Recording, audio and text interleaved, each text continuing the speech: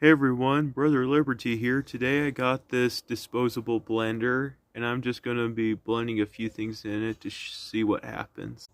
Start things off, I'm going to try blending this cheap Rubik's Cube.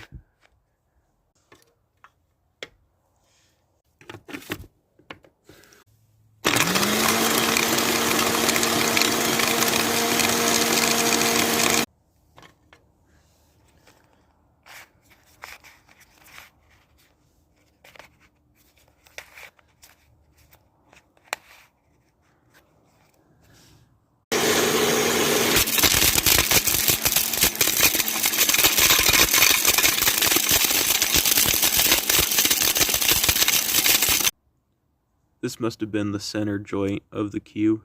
Do not use your parents' blender. Please share this with family and friends. God bless you all.